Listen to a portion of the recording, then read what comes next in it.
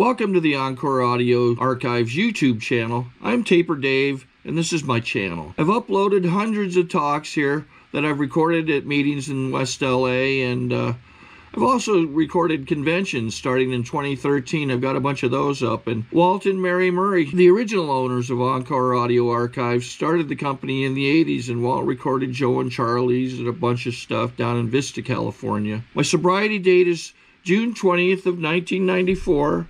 I hope you find something you like, so please like and subscribe to my channel and comment down below. If you want to hear something that I don't have or that you don't see, I'll see that I get it. Anyways, take care and have a great day if you want to. You hear me back there? That ball cap in the very back? You hear me, brother? Okay. Wow, what a nice dinner. I want to thank Amanda for inviting me down here in the committee. It wasn't that tough coming over here. We rode our motorcycles. It was a great ride. We left Houston yesterday morning, rode into Biloxi, lost some money there, and then headed this way with a resentment. No. Oh, it was a pretty ride. The further north we got, the cooler it got on them motorcycles. God, it was beautiful. Mississippi's a beautiful state. I'm going to take this off before it falls off. You know, I want to dedicate my talk tonight to my grand sponsor. She passed away a few months ago. Her name was Maxine Morris. She was from Wiggins, Mississippi.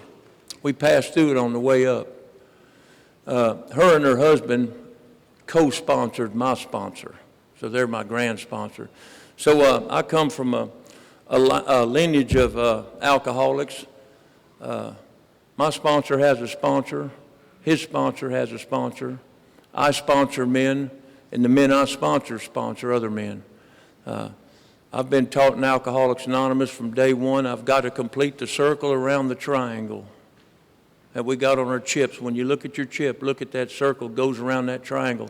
That's my part. I've got to bring it all the way around. Before I start my talk, I like to tell a joke, kind of loosen me up a little bit. When I get to the punchline, I'll do like this. And y'all do like that and kind of loosen up, and then we'll get to the talk. The setting of the joke's a little bitty town, we'll just say in Mississippi. There's one church in the whole town.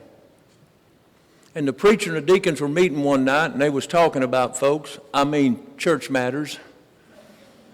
And they got to talking about the town liar. He'd been there his whole life, been lying his whole life. And they got to talking about him. They said, you know what, we need to try to repent that man. They thought, that's a good idea. They said, well, how could we do that? Well, maybe we ought to go to his house and tell him the most biggest, outlandish lie we can think of and learn him a lesson. They said, that's a good idea. Nobody volunteered. The preacher said, I'll do it. So the next day he head over to the liar's house and he knocks on his door. Sure enough, the liar was home. In a small town, when the preacher comes over, you invite him in, and that's what the liar did. He invited him in. Come on back to the kitchen, I'll put coffee on, and we'll visit. Well, the liar started making coffee, and the preacher thought it was as good as time as any. He said, did you hear what happened last Wednesday at prayer meeting? The liar said, no. The preacher went right into it. He said, all of a sudden, come cutting up the center aisle was a grizzly bear with the little bitty cur dog snapping at his heels. That cur dog run that grizzly bear all the way up behind the pulpit. And all we heard was growling, snapping, fur flying everywhere. All of a sudden, dead silence. That cur dog done killed that grizzly bear. Now, he had the liar's attention. He looked dead in the liar's eye and he said, do you believe that? And the liar looked right at him and said, yes, sir, that's my dog.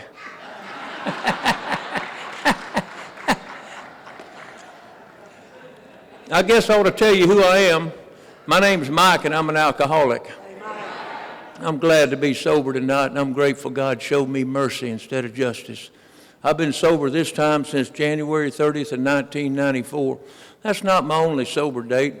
I got a whole bunch of them. And with every one of the desired chips that I picked up and all the detoxes I went through, I had a reason that I kept going back out.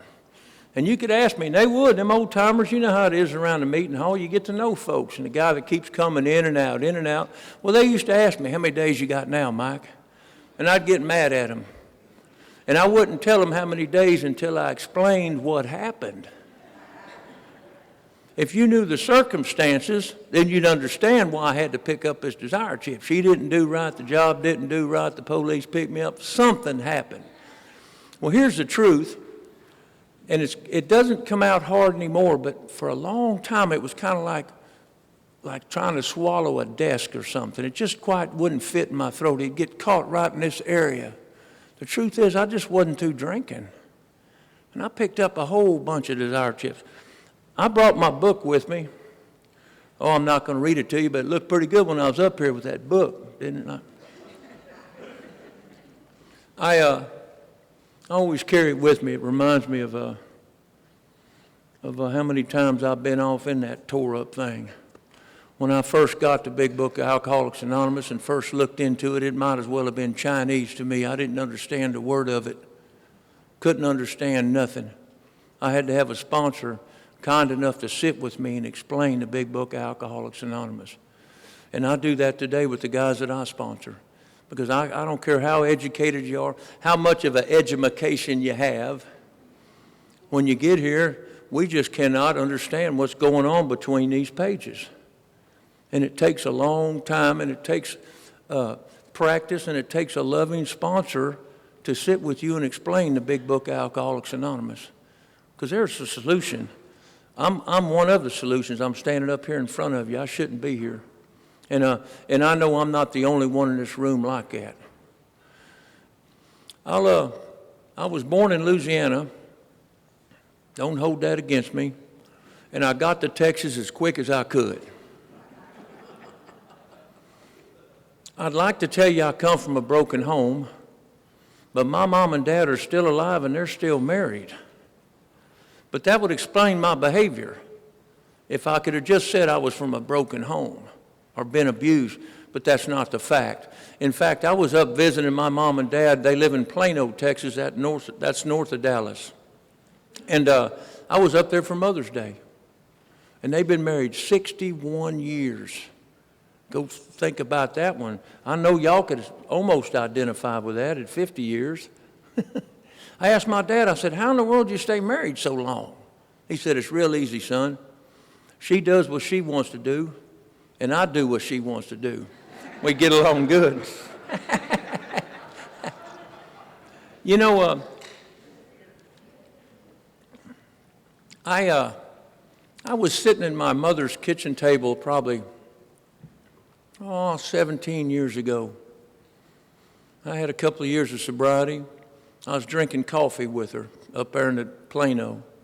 And she reached across the table and touched my hand, and she said, your father and I didn't think we were going to live long enough to see you sober up. Those are powerful words.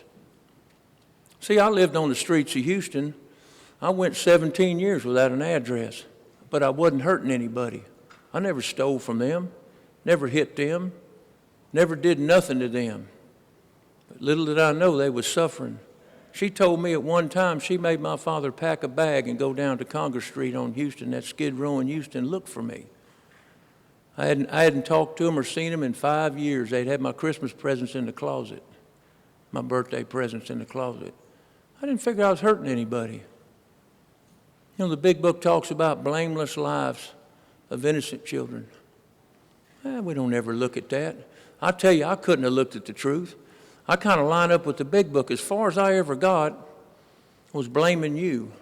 That's as far as I could get it. I could never carry it across the page. It was never my fault. It was always your fault.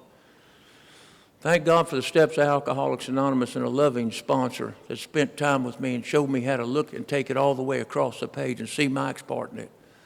So Mike could start recovering, start living a happy, useful, sane life. Well, I got in Pasadena over in Pasadena, Texas, a little south of Houston. That's where I was brought up. I'd like to tell you I went all the way through school, but I only made it to the 8th grade. Went to reform school when I was 14. I was innocent. They didn't think so. Penitentiary at 17. Got out the joint at age 20. Didn't go back. I call that my college time. You know, I went to my first meeting of Alcoholics Anonymous when I was in jail, in the penitentiary on the Ferguson unit. Now, they told me, they denied my parole and told me that I wasn't eligible for parole because I was an alcoholic. And I came back at them, I said, I can't be an alcoholic. I ain't even old enough to drink. They made me go to an AA meeting. And I went to one meeting on the Ferguson unit, and I don't remember telling anybody about my character defects or anything. In fact, I don't remember much of the meeting. I did make a decision at that meeting that I wasn't going back. And when they called me up for parole again, I told them, I ain't going back to no AA. I'll do my time day per day. And they obliged me. I said, okay, no problem. Next. I got out the joint running, and you're not going to hear about any families or any careers. You're definitely not going to hear about any DWIs. I didn't own a car till I was 35 years old. Yeah, y'all give me my first car, loaned it to me. A guy loaned me a car. I give it back to him 3 years later. He took the keys. Give me them keys. I ain't never going to loan nobody a car again, ever. All beat up. That was back in the day whenever they didn't have computers, and you could take some model airplane paint and update your license. I don't know if y'all remember them days. I know a few of you do. I'm going to tell a couple of drunkalogs, and then I'm going to get into recovery. Because I can believe it's happened because it's happened, but it still amazes me to see where I'm at today, the life I live today, compared to what I got here with. It just, it's mind-blowing. I'm going to take my watch off and set it up there, act like I'm going to look at it. Now, the truth is, I know how long an alcoholic tail end can take it. 60 minutes, I'll be done. We stop listening about 65 minutes, we just can't do it. Something about that tail end brain and ears, anyway. Let's get me, I'm probably in my mid-20s. I'm in Houston. I've been living on the streets, living in beer joints. I'm still fairly good looking at this time. I've got most of my teeth in my head, still healthy. And I'm running, and when you're in that shape, you do okay. You know, you can run and gun, at least I did. And I was on a motorcycle. It was late at night. I'm sure I stole the motorcycle. And I'm coming through Houston, and it's raining. And I don't know if I'm going someplace or coming back from someplace. That's how drunk I was. But when you go through Houston, it's elevated all the way through the Houston area. It's called Pierce Elevated. And it's raining bad, and it's the middle of the night, and I'm on that motorcycle. So I'd take an exit and go down into the inner city, a place called the Montrose. It's a culture area of Houston. And I get down in there, and I go into a restaurant, ordered me some breakfast. Well, when I took a bite of my eggs, they was cold. And I looked around, it's nobody but me and the cook. I said, hey, my eggs are cold. He looked at me, he said, well, they ought to be. You've been laying in them for 2 hours. Now, best I can recall, I come in there wet, drunk, and angry. I was always angry. I brought my anger right into Alcoholics Anonymous, and we'll talk about that in a little while. Not as angry as I used to be. In fact, I'm not angry too much like I used to be. I used to wake up angry. I don't know if anybody in here ever woke up like that. Sober. When I first sobered up, I'd wake up hating, angry. First person I saw I didn't like. I was a very angry man. I felt slighted. I felt like I'd been done wrong. It wasn't my fault, it was their fault. If you'd known where I come from, if you'd known the circumstances, the way I've been cheated and beaten on and abused in my life, you would understand why I'm in this situation. It was everybody else's fault but mine. Thank God it's not y'all's fault anymore. I was just sick. Thank God there's a solution. It's right here in this big book, Alcoholics Anonymous, in these meetings and fellowship and in the loving God that I didn't believe existed when I got here. I figured if there was a God, he wasn't going to have nothing to do with me. I'd done committed a mortal sin or two, and I was out of that loop. Thank God y'all didn't tell me that. I can remember real clear a guy named Big Ed at the Wheelhouse. That was the last detox I went through. I went through 12 detoxes. The last one I went through 3 times. I don't know if we got any detox drunks here, just going from detox to detox to detox. You get to know each other. Get to know the people at the detoxes. I got to the Wheelhouse, and I was telling them about, well, if there's a God, and I doubt if there is one, and if there is, he won't have nothing to do with me. I've done some mortal sins. I don't line up with that. And there was a guy named Big Ed, and he jumped up and he showed me in the book, and he wasn't nice about it. He told me, he said, look here, let me tell you something, partner. The big book's real clear about this God business. The road is wide, all-inclusive. It says the big book tells us 4 things about God, and you need to start learning that right off. The first thing it tells us is we ain't God, but we've been trying to play him for years. Second thing it's going to tell us is who God is. He's the creator of the universe. And what he is, he's the spirit of the universe. The 4th thing the big book Alcoholics Anonymous is going to tell me about God's the most important. I can find him deep down within. Now that's all good news to me, but then what? Well, I look into the steps of Alcoholics Anonymous. It says that God will reveal himself to me, and that's what happened to me. And I guarantee there's a room full of us. Let's see here. Now, where was I? Oh, yeah. I don't really know how to end that story other than the fact that I took my plate and threw it at him, got on out of there. Wasn't my fault. Let's jump up a little, 4 or 5 years later. I'm had to leave Houston at a high rate of speed. And I'm in a little town called Beaumont. Y'all know where Beaumont's at, a little east of Houston? And I'm working on an iron job up there, a little bitty metal building job. I was an iron worker. That's not saying much. You don't need much brains to be an iron worker. You just need to have a back and show up. And I didn't have a car, and I didn't have no tools, and I didn't have no home. I was sleeping on the job site. That's the way it used to do it. You just sleep over there by the gang box, and the boss would wake you up in the morning and give you a set of tools. I was an ideal employee. Worked for hardly anything.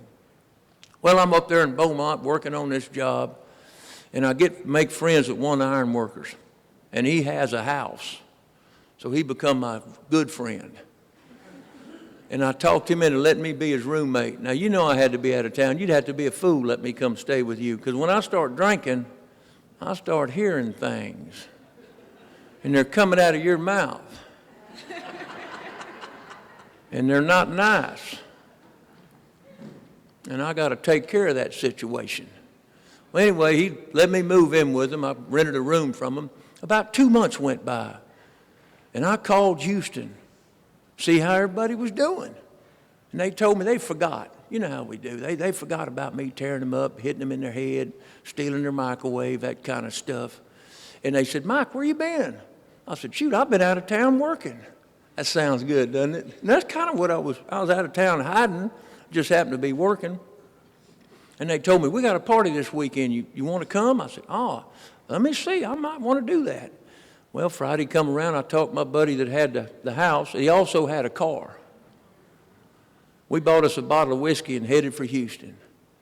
Boy, the closer we got to Houston, I'm thinking about that party and we're drinking. Well, I guess we pretty much knocked the bottom out of that 5th. And when we got over to my friend's house, well, I started hearing the driver talking, saying things. And I hit him right between the eyes.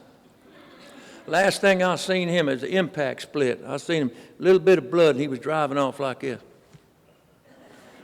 Never seen that man again. But that's pretty much my typical MO. I made a pedestrian out of myself right off. So I'm on foot now. Well, this was on a Friday night. Next thing I know is Sunday, and I got a Greyhound bus ticket on me, and I'm downtown at the Greyhound bus station. And I kind of come to there. And the bus to Beaumont was right in front of me. Well, I had a little bit of whiskey left, so I thought I went around out of sight of the bus driver. You know how they stand by the bus and help people up? Well, I thought I was out of sight of him, and I knocked the bottom out of the whiskey and threw it away and turned, and he was looking at me. I tried to get on the bus. He said, "No, you're drunk." I said, "Oh, I'm not drunk." I told him what I just told y'all, but I left out all the hitting and stuff. I said, "Listen, I'm trying to work in Beaumont. I need to get back to work." He said, "You can get on this bus, but if you raise one peep, I'm putting you out on the side of the road." I said, "Listen, old Mike will be good." And I went in there and fell asleep. Well, it was at night, and I come to, and I could hear them road bumps hitting. Dooka, dooka, dooka. And I'm looking around, I'm thinking, this don't look like the road to Beaumont. Well, it wasn't. He was right. I was drunk. I woke up in Louisiana. Of course, it wasn't my fault. It was their fault, and I went out, and I remember going off on the ticket people at 3 o'clock in the morning. I'm raising hell, yelling at everybody. And I really don't know how to end that story. I don't know how I got out of there. I guess I did. I wouldn't be standing here tonight. But I don't know how I got out of there. I don't remember that part of the story. You know, I struggled for a long time coming into Alcoholics Anonymous. I remember my first meeting. It was at a place called the Spring Branch Club in Houston, Texas. Nice club. And I was holed up over there across the street with the gal that I'd married, and I couldn't tell you her last name. You pulled a gun on me right now. I just don't know it. But I was staying over there with her family. And I ended up going to that club. And I remember walking through the parking lot and seeing all those cars and thinking to myself, a bunch of hoity-toities in there driving cars. They're not going to let me in. And I went and made a meeting over there. And I don't remember what all was said. I do remember that I was in the meeting hall and I was sitting in the very back, making sure nobody's looking at me, so I'd keep an eye on everybody. And there was a chairman and a leader. Two men were up front and they were doing the meeting, and one of them had a big old cowboy hat on, big bull male. And I'm kind of watching them, and I'm making sure nobody's looking at me, and I'm not paying attention. And all of a sudden, the tone of the meeting changed real quick, and the chairman said, he told the person speaking, he said, "Could you hold on a minute?" And he turned real quick. He said, "You two." And that caught my attention. He said, "You two over there talking. If you want to have a conversation, go outside. We're trying to have a meeting, Alcoholics Anonymous, in here." And I thought, look at there. A little violence maybe might be breaking out here in a minute. Well, nothing. I left that meeting, and I remember something that I've never forgot. I was out the door heading out. Nobody come running up to me. "Here's a big book with my number on it. You can come over and whoop me later." Nobody ever said that. Nobody said nothing to me. But I was in the parking lot walking, and a man come out in Bermuda shorts and run after me and shook my hand and told me to please come back. I'll never forget that. I try to do that with the newcomer. I know what it's like to feel like an apple in an orange crate. We all do. Come into Alcoholics Anonymous with a crack in your heart big enough to drive a Mack truck through. Broken. Nobody gets here on a winning streak. None of us got here on a winning streak. I believe it's our job, our duty, our privilege to welcome the new man. My sponsors taught me from day one. He says, "Mike, you look for the guy that looks like he's out of place. Not the one that's fitting in with everybody, Mr. Cool. You look for the one that's scared to death and looks like he's fixing to buck and run at any time. Out of place. You go over there and you sit down with him. Bring him a cup of coffee. Tell him that you're glad he's there." And I try to do that. Well, I'd like to say that after that day on, I kept my sobriety, but that ain't what happened. I was in and out for years and years and years. I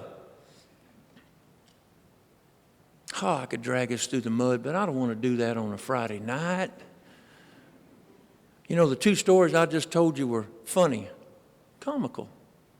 But that's none of our stories. That's just a small portion of it. It was tragic, terrible, heartbreaking. When I finally got to Alcoholics Anonymous, let's jump it up to 1989. Now, my sober date's in 94. And that day that I went to that Spring Branch Club was in 86. The progression of alcoholism hadn't quite set in. I came back the next day hoping the fight might break out. Picked up a Desire chip. They pressured me into it. And yeah, you know how we do. Get on up there, boy.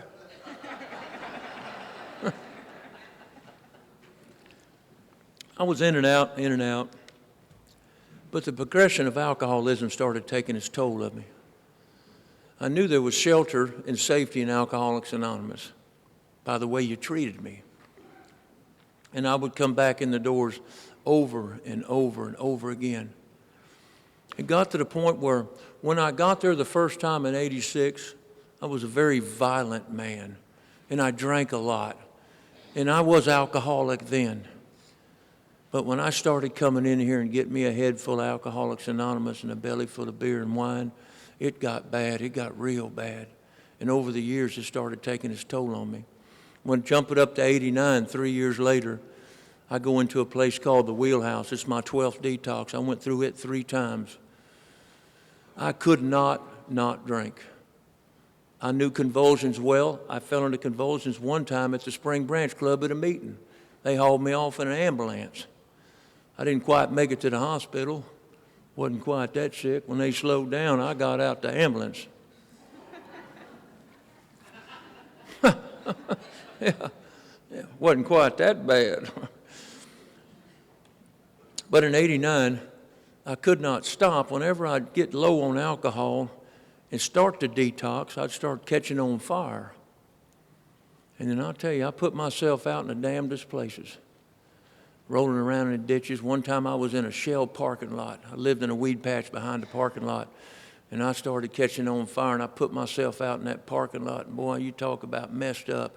I was cut up. When I got to the Wheelhouse in 89, they had to shave me.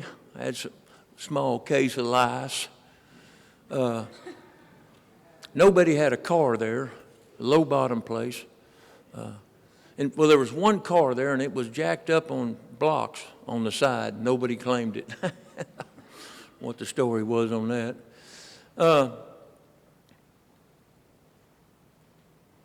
You know, when I got to the Wheelhouse, I would have signed anything and done anything just for a couple of good nights' sleep and a couple of meals. I knew alcoholism was coming for me. I wasn't going to fool myself and think that I was going to be able to recover or work any steps or this supposed God was going to help me out. I'd given up on that a long time ago. I knew alcoholism was coming, and I knew it was coming with a vengeance. And I just needed a couple of days' sleep and a few good meals. I had no hope of ever recovering. I had no hope of living. Big Book calls that a good spot to be in. I was completely and totally hopeless.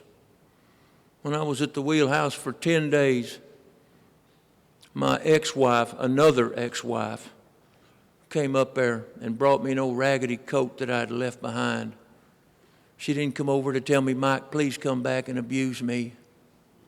She was a good girl, and she brought me what was mine, my coat. And she turned right before she got in her car, and she said, Mike, God's given away grace. You don't have to steal it. You don't have to whoop nobody. You ain't got to con nobody out of it. All you got to do is ask them. And she left. I went back in my room at the Wheelhouse, and I got on my knees, and I said, Dear God, whatever grace you got, I know I can't receive it. You give it to one of these guys that can. And I got up, nothing happened. No dove come crashing through the window. The cool breeze didn't blow. The next day, something happened, because I made up my mind. I said, you know what? I'm going to give this thing a shot. I've been through a dozen detoxes. I got a stack of 4 steps. I don't know how many times I'd tried going through the steps. I had a pocket full of Desire chips. And I'll tell you this much. Whenever I come up and got a Desire chip, I never was trying to fool nobody. I honestly, truly wanted to stop, but I could not. That's a statement in the big book. I think it's on page 23. So many want to stop, but cannot. You know, we were riding up here today, and we was on that beautiful highway heading up here. And I was thinking about the wonderful grace of God. How in the world does a thing like me merit that? In the world does God pick us up and give us a second chance? Certainly don't deserve it. You know, I've had the same sponsor for 17 years now. I've been sober 19 years, and I've had the same sponsor for 17 years. Oh, he's a good guy. He's coming up on 39 years. And one day, I'm in a little town called BAYCLIFF where I got a house. And I'm coming over a big, beautiful bridge right by my house. It's called the Kima Bridge. And I'm looking out over that bay, and I got about, I don't know, a few years sobriety. And I called Walter. I'm crying like a baby. I can't believe I've got a life. And I called him. I said, you know, Walter, I feel like I don't deserve this. And you know what he told me?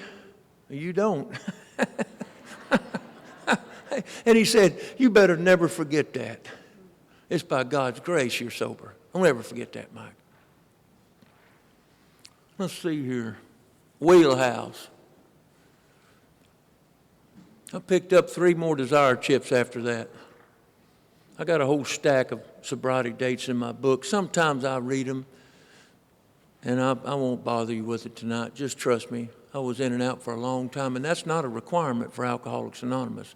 That's just my story. My sponsor come in first time. Been sober July 3rd, will be 39 years for him. He never did no dope. I tell you what, I started out a NEO and ended up a wino. But I've done my share of everything. I come up in the 60s and 70s. My God, I wasn't just a strictly alcoholic. I ended up one. I ended up a wino. I don't know what's worse. I can vividly remember quitting drugs. And that was probably back in, I don't know, mid-80s, early 80s. Signing off. I ain't doing no more. And I can't remember a big change. I can't remember a change. The alcohol took me down where I needed to go. We were talking today at lunch. I'm going to get about 10 stories going at one time. But us being alcoholic, we can handle that. That's the way we do things. I'll try to end most of them before I get through talking. We were at lunch today, and Ed, my friends that rode up here with me, Ed was talking about a friend of his got a bottle of whiskey from Vietnam with a cobra snake in it. And he said, with a snake in it, showed me a picture of it. They looked it up on the internet, cobra alcohol or something. It's got a cobra snake in it. And he said when you drink it, it gets you drunk and you also hallucinate. I kind of got a little saliva going when he was talking about that. Man. Man, shoot. Anyway, that ain't what we're talking about. That's what we're talking about. You know, I picked up my last Desire chip on January 30th of 94, and I was done drinking. And y'all were there for me, just like you were all the countless times before. I got me a sponsor, and I worked the steps. I was through the steps in 90 days. 6 months went by, and my first sponsor died. He died of a massive heart attack. And I went and got another sponsor.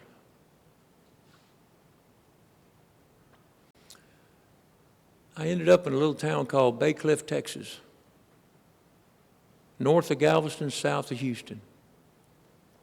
Now, I'd never had a checking account, never had a credit card, didn't pay my first electric bill till I was 37 years old. Let me tell you about that.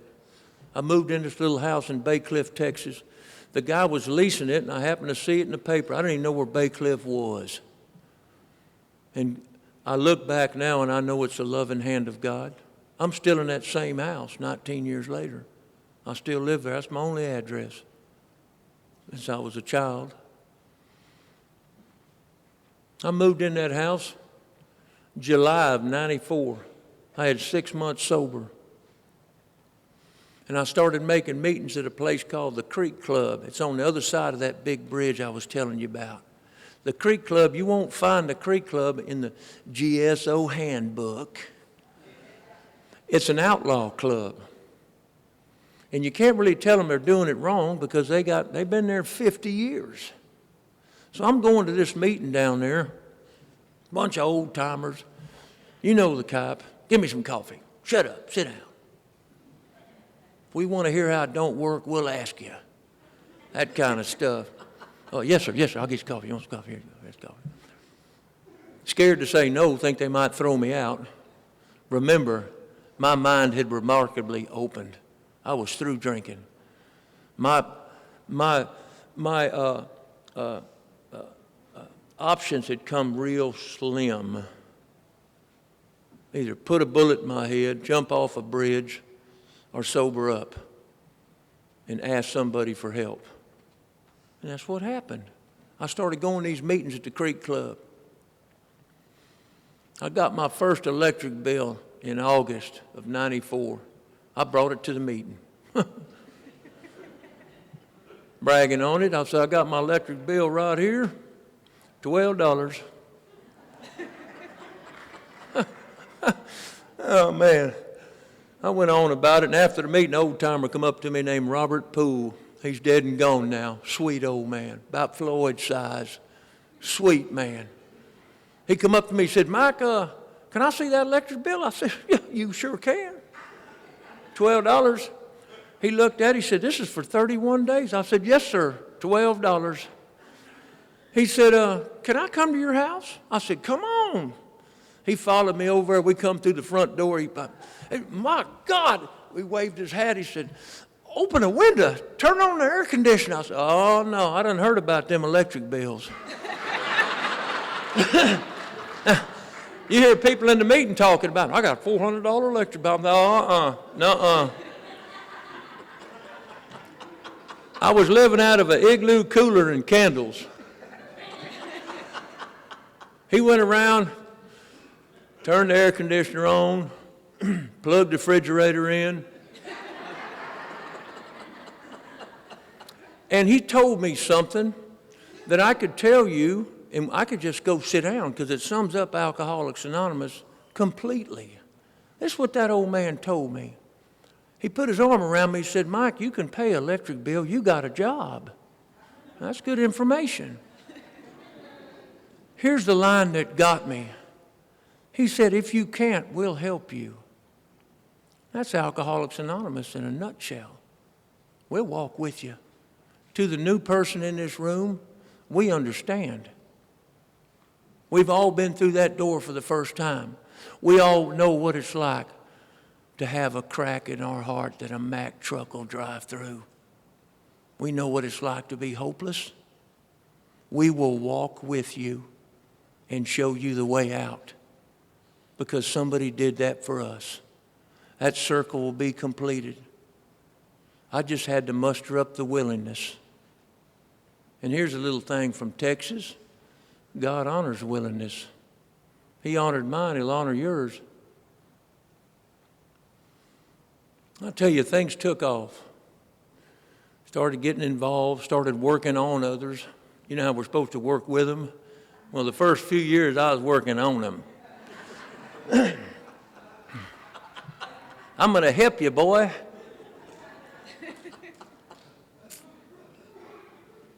Started going to meetings, getting involved. got me some teeth.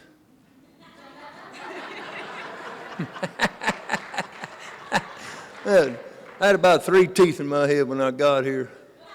Lord. Got me a truck. You know, I can remember, let's jump it up a year. I'm in that house. I'm renting a house. The guy had to go out of the country, so that's how I got the house. He didn't check nothing on me. It was a God deal. There's no way somebody would loan me or let me live in their house. It just ain't going to happen. He rented it to me and had to leave the country. Oh, I love that place. Man, I'd fix it up. People come over to my house. What are you doing? I'm roofing my house. I say, Mike, that's not your house. I don't care. I always wanted a house. I always wanted to have a house. I roofed it, added some rooms onto it, put me a carport, front porch, fence around it. When that old man got back from overseas, it's been 2 years, he seen what I was doing. He went down and got me a credit card. Here you go. What a great privilege to have somebody think that about you. Give you a credit card. I'd go down there and I'd look for the cheapest nails. I'd try to save him money on that credit card. Never had that kind of responsibility. You'd have had to been a fool to give me anything when I was out there. Never went to a wedding except my own when I was out there. Nobody ever invited me. You'd have to be a dummy, invite me for free alcohol. My whole life began right here in Alcoholics Anonymous. I owe my life to you. Everything I understand, everything I believe, everything I have in my core, everything I cherish is a direct result of Alcoholics Anonymous. It's either been given to me as a gift from God or a gift from you through example or learned through hard knocks with the loving hand of Alcoholics Anonymous walking with me. My sponsor tells me, Mike, the best experience you'll ever have is bought and paid for, son. We'll walk with you. Sometimes you're going to do what we ask you to do, sometimes you're not, and he's right. I never thought I'd be living a life like this. Never in a million years. And it ain't about no financial stuff. A peace that's on the inside that only comes from working the steps of Alcoholics Anonymous and coming to these danged old meetings and helping others and starting a new life here. Saying, okay, I'm alcoholic. I'm not going to beat my head over the building to find out if I'm a drug addict. I might have smoked a little weed or whatever. I'm an alcoholic. I'm going to accept that, and I'm going to move on. I'm never going to look back. And move on with these steps. Move on with this fellowship. Give God a chance. Just by my actions. I thought this God business was something that Aunt Martha did down at the church. I did. One time I was out in Houston living on Skid Row, and they come down there with a van and picked up a bunch of us, gave us $20. Took us into the Astrodome in Houston, and they were having a religious conference in there, and they had cameras, worldwide cameras, what they said.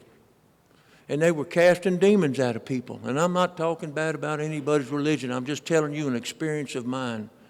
Please understand that. I don't knock anybody. You find God your own way. We just do the seeking. God will take care of the rest. He'll reveal himself to you. He did to me, he did to a bunch of folks in here, and he will to you. But that's another story. We get down there, and they're going up on stage, and I'm in line with the rest of them winos. And this guy's casting them out. They're flipping and flopping up on that stage. And I can remember thinking, clear as I am right now, thinking, dear God, please knock it out of me. I want to flip and flop. I want that stuff to be knocked out of me. He brought me up there, and he grabbed me, and he started talking to me in some tongues. And I remember looking in his eyes, and he had blue eyes, and they were just clear as you could see inside of him. He believed what he was doing. And he cut me loose, nothing. Well, they shuffled me off real quick. Yeah. I remember going down them steps thinking, I'm doomed. I'm doomed, man. If this guy can't knock it out of me, ain't nobody gonna.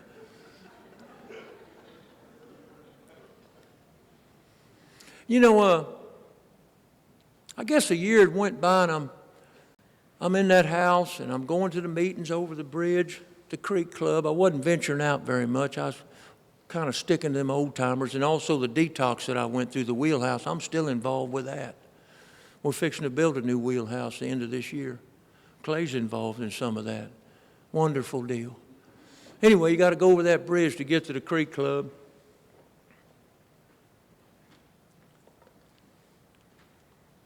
And right before you get over on top of that bridge, you need to check yourself. I've got me a truck now. It's not a new one, but it's new to me. I want to make sure I'm looking good. It's on a Saturday, noon meeting. You know, good-looking guy like me got to check himself in the mirror. And I'm checking myself in the mirror going over that bridge because the meeting hall's at the bottom of the bridge. Once you're at the bottom of the bridge, you at the meeting hall. I'm looking, make sure my hair's combed, I smile, forgot my teeth at home. That's 1 year sober. I just went on to meeting, hell with it.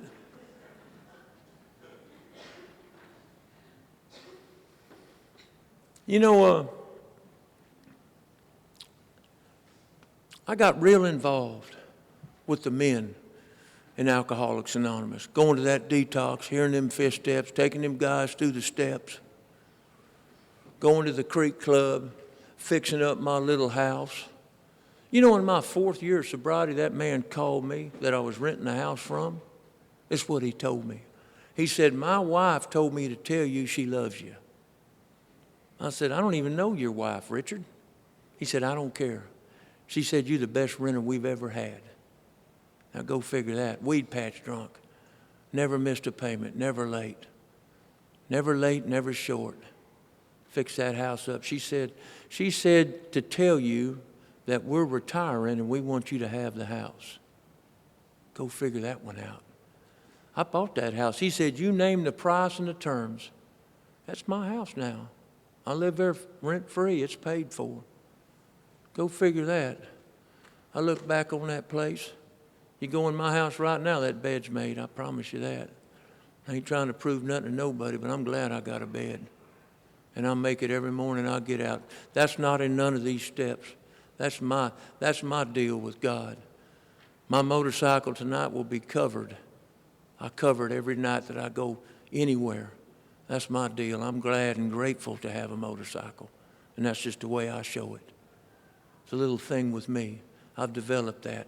In fact, I've got my own ideas about a lot of things. And I've developed it right here through looking at y'all and y'all's example.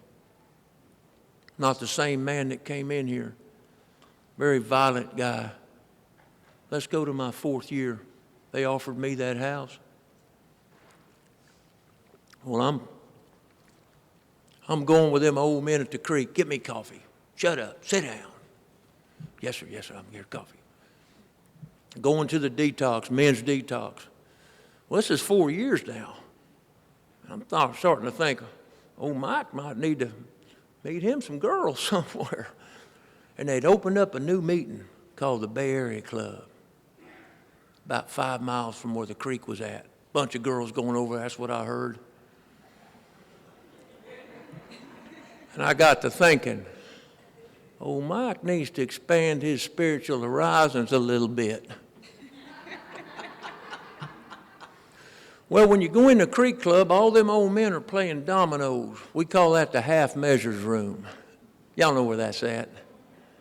And when you come through the door, if they think you're in a bind, they just fold them dominoes down. Sit down, boy. What's wrong? And they'll talk with you and, visit with you. Well, I go out in a half measures room. All the old men are out there. I said, "I'd like to talk to y'all for a minute." And they folded them dominoes down. And I said, "I've been here for 4 years now, and I appreciate this place. You boys have helped me a lot, but I've reached a plateau here, and I need to move on." They just looked at me. I said, "I'm going to have to bid y'all adieu." Well, I went to Walmart, got me, right from there, went to Walmart, got me a nice shirt, headed over to that other meeting hall where all the girls was at. Sitting there in the meeting in the back, cocked up. It's 4 years now. Leaned up against there with my new shirt on. And the chairman's talking, and he starts talking about predators.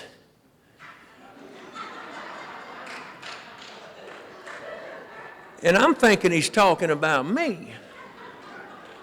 I run up there and hit him in the meeting, knock him out of his chair. This is 4 years sober. Thank God my sponsor was there. And the boy run right off and going to go dial 911 on me on the payphone. I tried to follow him in there to tell him, listen, let's don't overreact. And Big Al was there, and he caught me at the door, and he said, he said, leave. You didn't want to have a long conversation with me that time. I just got through hitting somebody in the meeting. I said, but you don't understand. He said, leave. Me and Walter will take care of it. That was my sponsor, Walter. That is my sponsor, Walter. So I left, and they took care of it. Let me tell you what happened. I left the Bay Area Club, and I went right back to the Creek Club. It's 5 miles away. Now, let me inform the newcomers here. Now, if Ed McMahon was going to come over and I won the publishing clearinghouse deal for $10 million, it'd take 6 months for that information to reach the Creek Club. I'm telling you, I left the Creek Club, went to Walmart, got a Walmart shirt, went to the meeting, hit the guy, run out of there because the cops were coming, went right back to the creek. And them same old men's playing dominoes, and I walk in there and I said, listen, I'm thinking about coming back. I didn't even get that out of my mouth. They said, sit down, shut up, we've already heard.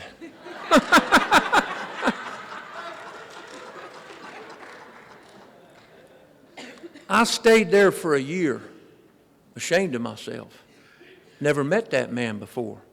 He wouldn't see me for a year.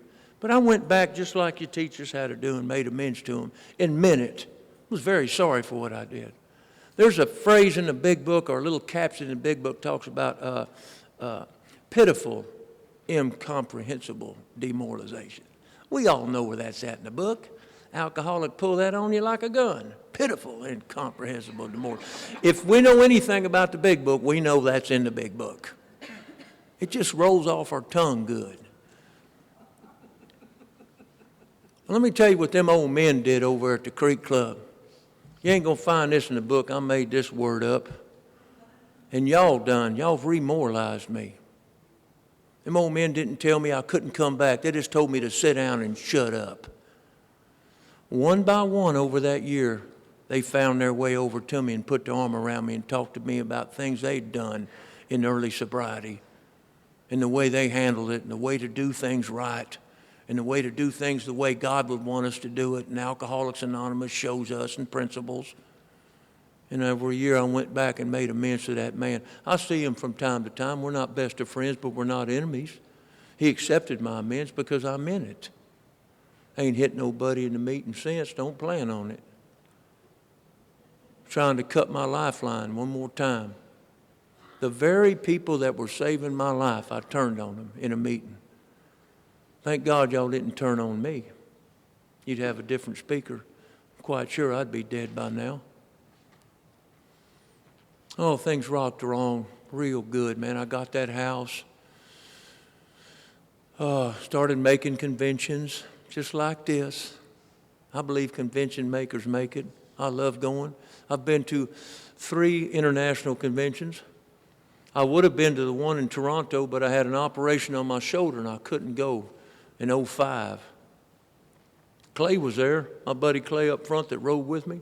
He goes to a lot of, when they ask me to go out of town or whatever, he'll come with me. And I'll tell Walter, I'll say, why is Clay coming with me? He said, because we're keeping an eye on you, Mike. Okay.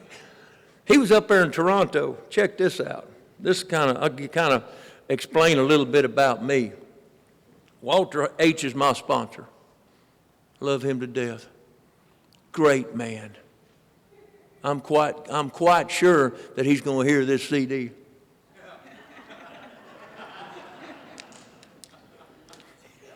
Yes, he is. Well, in 2005, I was just fixing to get on the plane to get on Toronto, and 2 days before I had to have surgery on my shoulder. So I gave my ticket to a newcomer. Go on up there and enjoy yourself. Well, I'm laid up, fresh in surgery in my recliner at the house, and my phone rings. It's Clay, my buddy right here. He said, your sponsor is on the big screen. I said, on the big screen? In Toronto, there are like 65,000 people, and he's on the big screen at the conference. And he said, they're saying something about 63 years. I said, what? What happened was Walter he helped Joe Morris from Wiggins, Joe and Maxine, helped push them in the old-timers part. You have to have 40 years to get on the old-timers section at the World International Convention. And Walter's down there, and they had TV cameras down there. Not going on outside, but just for the big audience. And there was a lady that saw my sponsor there, and she asked him, how much time you got? And my sponsor said, 63 years. And apparently, he was just goofing off. Well, the cameraman heard him, and they zoomed in on him. And I'm over here in Texas, and he calls me and reports my sponsor to me. So, if y'all think I'm screwed up, just call Walter, because that's the kind of example I've had. I call that old man over the years, and I'll tell him, Walter, I'm worried about, just fill in the blank, my job. And this is what he's always told me. Here's his pat answer to that. He said, Mike, if you're in charge, son, you need to be worried. And he always follows it up with, if God's in charge, you ain't got a worry in the world. And that's what y'all taught me right here. Stay out of this area, right here in this area. That's where the problem lies. Where's old Mike want to go? Right up there. What y'all showed me and taught me and continue to teach me is to go from here to here in my heart. That's where God lies. That's where the solution is. The solution's not here. It'll never be here. I asked Walter, I said, when's it go away? He said, you're going to have to ask somebody with more time than me, Mike. He said, my head's just as screwed up as it was the day I got here. Alcoholics Anonymous has taught me not to go up there for the answers and solution. They're not there. They're right down here. Pause when agitated and doubtful. That was a hard one for me to learn. I'm still practicing on that one. I'm a fighter. It's all I ever known. Hit first. I draw the line. You don't draw the line. It's the way I was taught, and it served me well for a long time. Doesn't do that here in Alcoholics Anonymous. I had to learn a whole new way, and I didn't have to do it on my own. That's the good news. I had men that walked with me. Let's jump up to 10 years sober. I had fallen off a crane. Not a train, a crane, C-R-A-N-E. The reason I spell it, because sometimes old timers come up behind me after I get through talking. You fell off a train, did you? No, crane. And got busted up real bad. In fact, I didn't work for 2 years. Had 10 operations in 2 years. Well, during that time, I'm not working. My father got real sick and had to have double bypass surgery, put in a little valve in his heart, and a pacemaker. And funny thing happened. My mama called me. And she said, your father's going in for surgery. I want my boy with me. I'm scared. Please come.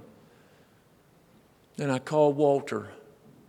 And I said, Walter, she's wanting me to come up there and stay with her for about 6 weeks while my dad's operated on. And I'm scared. And I don't know what to do. And we prayed about it. And this is what he told me. He said, now's your chance to go up there and be a son and a brother. See, I got 2 sisters I hadn't seen in 20 years. I didn't know none of their children. They had completely written me off, and I'd never seen them. I didn't even know I didn't know my nephews. And I had some good examples in Alcoholics Anonymous, other men that had taken care of their families, other men that had gotten back with their families after years of being away from them. Y'all showed me how to do that with dignity. So I loaded up and went up there. Spent 6 weeks up there with my mom and my 2 sisters. And I got back down here, down into Houston area, and a real funny thing happened. My sisters called me, each in their own time, and they told me they didn't care what happened in the past, that I wasn't the same man that they knew. And they wanted to have a new life and start a new life with their brother. Now you go figure that one. That don't happen in the regular world. It just don't. Not with somebody like me, it don't. Only through staying sober and working the steps and participating in Alcoholics Anonymous. See, I used to think you was a bunch of weaklings. I did. I know now I'm the toughest people on earth are right here in Alcoholics Anonymous. Here's one for you. Up till in my 10th year of sobriety, when a grown man would say, well, I had a chance to hit that guy, but I chose not to. This was what went through my head. That's because you can't whoop nobody. That was my thinking. That's not true thinking. That's believing a lie. What y'all have taught me is not to hit, to do things different. How are you going to help somebody if you bust them upside the head? How are you going to be a messenger or even carry any kind of weight at all if I'm screaming and yelling at you and threatening you? Alcoholics Anonymous show me a different way. I struggle with it. It's getting more pleasant as the years go by, and I get to see the results of that, of me taking different actions and getting different results. We started a meeting in BAYCLIFF, me and a buddy of mine named Half-a-Jaw Jimmy. He had a full jaw, but he come down with cancer, and they cut half of it out, so I call him Half-a-Jaw. People tell me, that's mean. Well, he likes it. It's the way us bikers are. In fact, I can remember when he come down with the cancer, stage 4 throat cancer. We was in a meeting, not the meeting we started. It'd been 10 years ago, 12 years ago. And the way we did this certain meeting that we were at, we would meet for 30 minutes and then go out and smoke for 10 minutes and then come back in and meet for 30 minutes. So during a 10-minute break, Jimmy had shared at the first part of the meeting, I got cancer, and I hope y'all pray for me. So during the 10-minute break, I went out there and I put my arm around him. I said, man. I said, listen, if you die, who's going to get your Harley?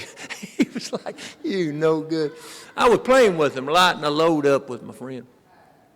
Anyway, he come through all right. He just missing a whole bunch over here. It's 10, 12 years later. Me and Jimmy started a meeting in BAYCLIFF 4 years ago. Rocks along pretty good. If you're ever in that area, on Tuesday night at 7 o'clock, it's called the BAYCLIFF 11th Street Group. But we're not on 11th Street anymore. You know how we do. We're actually on 9th Street. So if you go to 11th Street, you ain't going to find nobody there.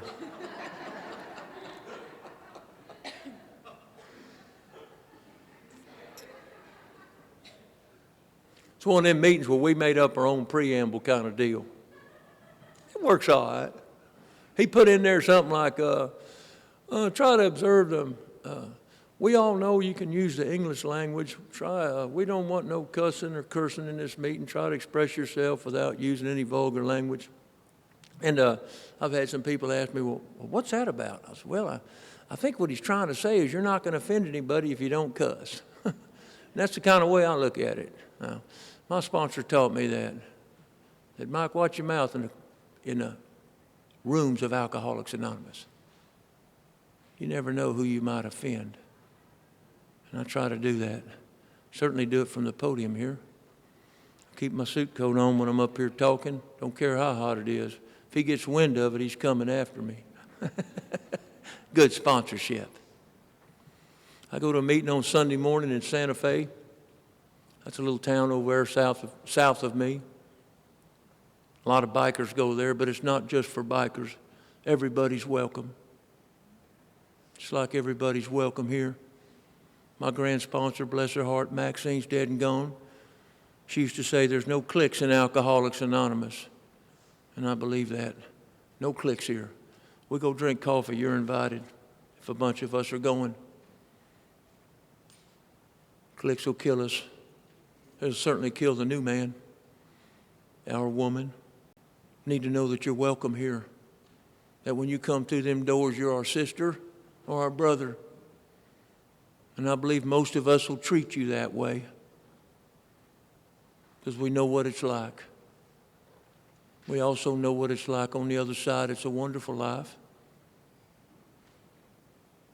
You know, I started going to church after I fell off the crane.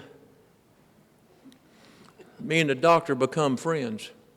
Church-going guy. I ain't never been to no church. They pay me $20, I'll get up there and flop a little bit. No, that's not right. But me and the doctor become friends.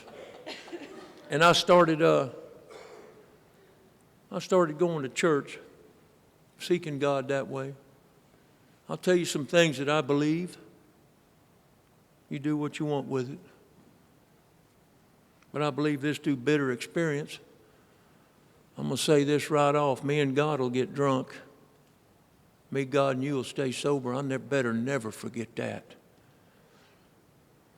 And I'll explain it. Let's just say me and God's riding in a cab together. I'll kick him out and not even know it. That's where you come in. Hey, Mike, you kick God out on the curb, son. You're driving the cab. I need you. I can't do this on my own. By myself, I will self-destruct. My thinking will turn. Now let's get back to me and them church folks. Because see, all I know is Weed Patch and Alcoholics Anonymous. You're my only social group. The only people I ever run with was y'all. And now I'm starting to run a little bit with church folks. I've gotten involved with the church, do some volunteer work. People get to know you, they invite you to things. Well, they're different than us.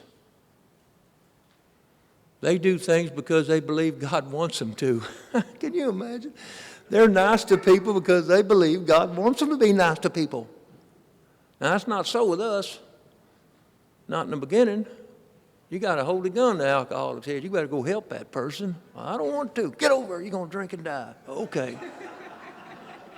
Well, I ain't going to like it. Well, just do it.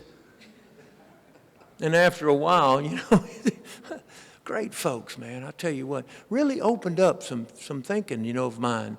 Made me look at things a little different. So you'll find me involved in a men's small group on Wednesday morning. I do that with 9 other guys. There's a couple of guys in the program. Some guys aren't. We study the Bible. Look at that. Interesting book. Got my eyes. I'm looking at it and reading it and starting to believe some things. Thursday night, I used to go to a men's meeting in Spring Branch. Great men's meeting, but it's just too far to travel.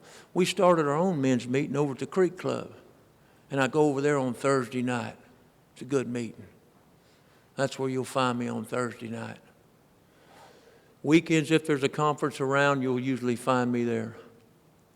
If I'm not there, I'm in Alexandria, Louisiana. I've got an aunt that's 90 years old, and I'm her caretaker to an extent. I'm over all her finances and all her medical. Go think about that one. That old woman got some money. She got some money and she's sick. She's in a nursing home. And old Mike is helping her. And I don't say that to be bragging. I'm telling you, God put that on my heart about 5 years ago. She ain't got nobody. Never married. Lived with another woman for 50 years. That woman, Florence, died 15 years ago. My aunt's 90 years old. She'll be 91 in August. She's about that tall. Sweet as can be. Hurt her knee in December and had to be put in a nursing home. But I'm going to get her moved over there to Houston. By me where I can go visit with her. Sit with her. Help her spend her last few years in peace with people that care about her. Because she don't know anybody over there. So some weekends you'll find me over there. Get a little senile. It's funny the way God works in that deal. All of a sudden, about 5 years ago, I started thinking about my aunt. Started having a desire to go over there and visit with her. Because she's a recluse. Lived with another woman for 50 years. You do the math on that. Back during the Depression and all that. She had to live in a closet for a long time. Had no friends, no family. All of a sudden, old Mike starts showing up. And sure enough, God's cause come around. And I get to be with her. I guess I'll need to wrap it up. That's what James is over there doing this.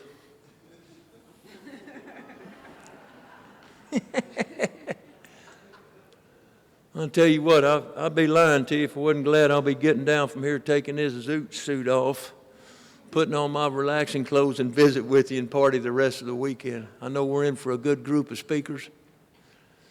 Please support the taper. He come over here, buy some CDs from him. In fact, my sponsor was talking to me on the phone earlier. I called him before I got up here. And he was telling me about James's tape of the month. He subscribes to that, and I think I'm going to get involved with that. Get me a tape every month sent to me. I'm going to read a little something out there. There was a lady named Ruth. I saw her at the 1995 San Diego International Convention. What they do is they put old-timers, anybody with 40 years, Alcoholics Anonymous considers an old-timer. We've got one in the room here. And they put their names in a hat, and they draw their names out, and they get to talk for 5 minutes. And then when their 5 minutes is up, they got a big gong on stage, and they gong them. Kind of rude, but anyway, this lady Ruth is talking, and when it was her turn to get gonged, she had the audience in her hand. Nobody wanted Ruth to sit down. So we got rowdy with them. She finally sat down. It's the Alcoholics Anonymous meeting. She died a few years ago, I think this year. In fact, she was 97 years old. I'm going to read a little something from her, and that's the way I'm going to close. Thank you, dear God, for another day, the chance to live in a decent way, to feel again the joy of living and happiness that comes from giving. Thank you for friends who can understand and the peace that flows from your loving hand. Help me to wake with the morning sun, with the prayer today, thy will be done.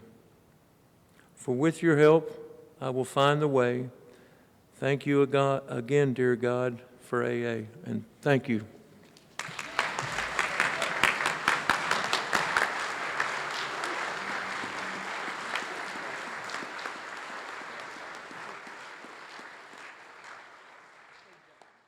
I think we got a great talk going on here. Thanks for watching the channel. Taper Dave here. Just curious, do you think this is better than Zoom? Okay, this is how I prepare my drone for launching. I like to do it inside the cab of my truck so I'm not standing outside in the weather. To install the joysticks for control, up and down, right and left, powered on. I have an Android phone that I use to connect it to the drone with.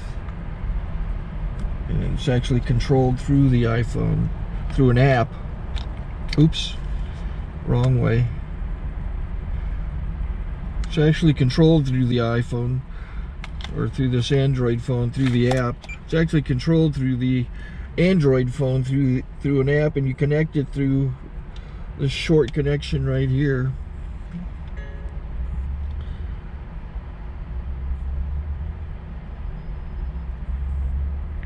Remote control connected. Remote control's connected. So I pull out the drone. I have to extend the legs. Long legs extended first, then the short legs. Remove the gimbal protector. Set that aside, then power it on one short burst, then one long burst. I lay it down. So I have to go to calibrate. So the drone's not connected yet. It shows you here as this drone gets disconnected. even though the remote's powered on. So the drone has to establish it's connected. So I go into the app to calibration mode. First I'll calibrate the remote controller. Start calibration. Out, in, out, in, up, down, and then this little wheel is to control the gimbal. So it's calibrated. Go to gimbal calibration, start calibration, and then it calibrates the gimbal. And if that shows up, the gimbal's moving all over the place.